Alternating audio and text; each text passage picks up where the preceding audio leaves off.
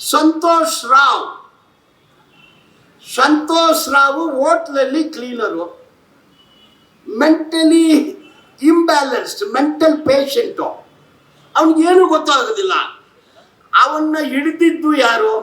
3 ಜೈನು. ವಿಕಾಸ್ ಜೈನು, ಧೀರೇಜ್ ಜೈನು, ಇನ್ನೊಂದು ಜೈನು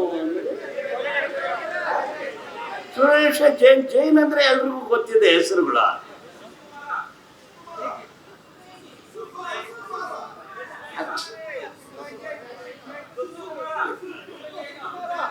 ಓಕೆ, ಏನೋ ಒಬ್ರು ನೋಡಿ. ಇವರು 3 ಜನ ಸಂತೋಷ್ನನ್ನ ಬಂಧಿಸ್ತಾರೆ. ಯಾಕೆ ನೋಡಿದ್ರು? ಅವರು ಯಾವ ಕಾರಣದಿಂದ ಮಾಡಿದ್ರು?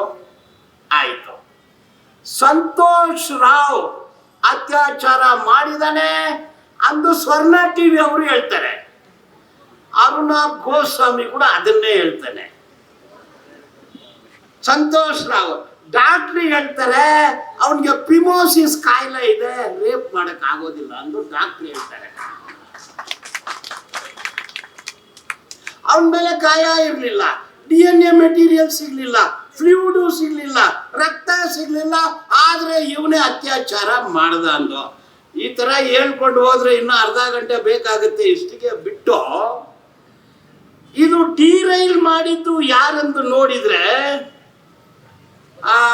ವೀರೇಂದ್ರ ಹೆಗಡೆ. ಎಲ್ಲ ಮಾಧ್ಯಮದಲ್ಲಿನೂ ಇದೆ, ಗೂಗಲ್ ಮಾಡಿ ನೋಡಿ. ಆತ ಹೇಳ್ತಾನೆ ಸೌಜನ್ಯ ಅತ್ಯಾಚಾರ ಆಯ್ತು, ಸೌಜನ್ಯ ಕೊಲೆ ಆಯ್ತು, ಸೌಜನ್ಯ ಏನ ಸಿಕ್ತು. ಇದೆಲ್ಲ ನನಗೆ ಗೊತ್ತಾದ ಮೇಲೆ ಫೋನ್ ತೆಗೆದು ಗೃಹ ಮಂತ್ರಿ ಅಶೋಕ್ ಗೌಡ ಹತ್ರ ಮಾತಾಡಿದೆ. ಅಶೋಕ್ ಗೌಡ ಪೊಲೀಸರಿಗೆ ಸೂಚನೆ ಕೊಟ್ಟರು.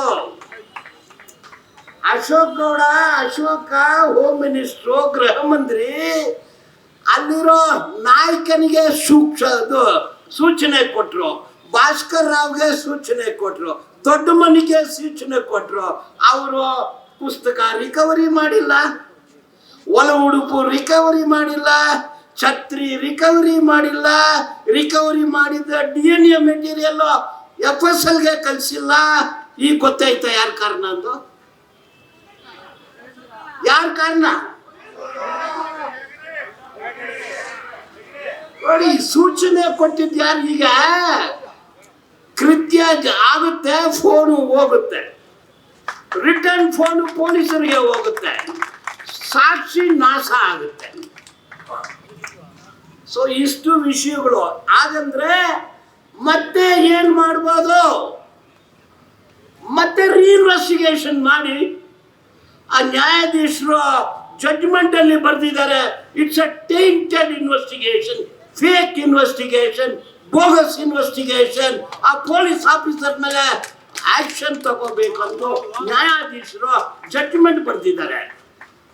ಆದ್ರೆ ಏನಾಯ್ತು? ಇವರೆಲ್ರಿಗೂ ಪ್ರಮೋಷನ್ ಆಗ್ಬಿಟ್ಟಿದೆ. ಆಯ್ತು, ಈಗ ಗ್ಯಾಗ್ ಆರ್ಡ್ರು, ಜಾನ್ಡ್ರೋ ಆರ್ಡ್ರು.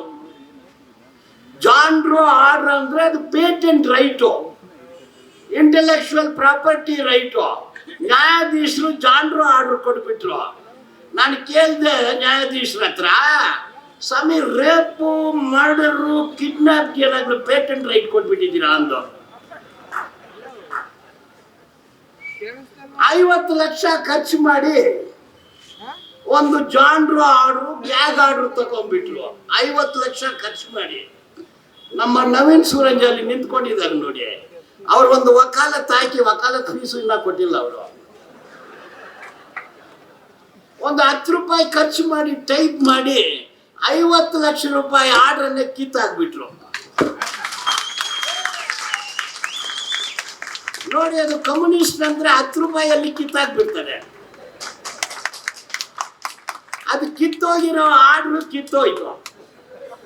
ನಾವು ಮೀಟಿಂಗ್ ಮಾಡ್ತಾ ಇದೀವಿ, ಇಲ್ಲಾಂದ್ರೆ ಪೊಲೀಸರು ಬರ್ತಿದ್ರು. ಮೀಟಿಂಗ್ ಮಾಡಬಾರ್ದು ಅಂತ ಇವತ್ತು ನಾವು ಮೀಟಿಂಗ್ ಮಾಡ್ತೀವಂದ್ರೆ 10 ರೂಪಾಯಿ ಖರ್ಚು ಮಾಡಿ 50 ಲಕ್ಷ ಆರ್ಡರ್ ಕಿತ್ತಾಕಿದ್ದೀವಿ.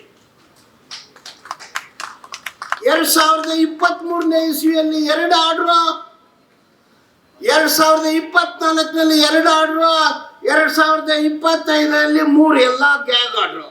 ಒಂದೊಂದು ಆರ್ಡ್ರಿಗೆ 50 ಲಕ್ಷ ಅವ್ರು ಜೆರಾಕ್ಸಿಗೆ 9.5 ಲಕ್ಷ ಖರ್ಚು ಮಾಡಿದ್ದಾರೆ. ಅದು ಕಿತ್ತೋಯ್ತು. ವಿಟ್ let us not bother about that. ಆಗ ಇಷ್ಟಿಗೆ ಬಿದ್ದೋಯ್ತಾ? ಎಲ್ಲಿ ಮಟನ್ ಅವರು ಕೂತಿದ್ರು ಇಲ್ಲಿ? ಇಲ್ಲ. ಆ ಮಟನ್ ಅವರು ಅಲ್ಲಿದ್ದಾರೆ. ಮಾತು ನೋಡಿ. ಈಗ ಆನೆ ಮಮತಾ ಅವರು ತಂಗಿ ಡಬಲ್ ಮರ್ಡರ್ ಕೇಸು, ತಲೆ ಮೇಲೆ ಕತ್ತಿ ಇದೆ, ಬರುತ್ತೆ ಅದು. ಉಪ್ಪು ತಿಂದವನು ನೀರು ಕುಡ್ಲೇಬೇಕು. ಪದ್ಮಲತಾ ಕೇಸು ರೀಓಪನ್ ಆಗುತ್ತೆ ನೋಡಿ. 2004 2005 ನಿರಂಕಾರಿ ಕೊಲೆ, rape, jail, hanging. Delhi rape case hanging ಆಯ್ತು. ಇಲ್ಲಿ ಇವರೆಲ್ಲ ಸೇರ್ಕೊಂಡು ಕೇಸನ್ನೇ ಹ್ಯಾಂಗಿಂಗ್ ಮಾಡಿಬಿಟ್ರು. ನ್ಯಾಯ ಸಿಗುತ್ತೆ ಅಂದ್ರೆ ವೇದವಲ್ಲಿ ಪದ್ಮಲತಾ, ಸೌಜನ್ಯ, ಲಕ್ಷ್ಮಿ ಫ್ಲವರ್ ಅಲ್ಲ, ಫೈರ್ ಉರಿತಾನೆ ಇರುತ್ತೆ. ನ್ಯಾಯ ಸಿಗೋವರೆಗೆ ಫೈರ್ ಉರಿತಾ ಇರುತ್ತೆ. ಇವರೆಲ್ಲರ ಕೂಡ ಫೈರ್. ತಪ್ಪು ಮಾಡಿರೋರು ಹೋಗ್ತಾರೆ ಟೈರು.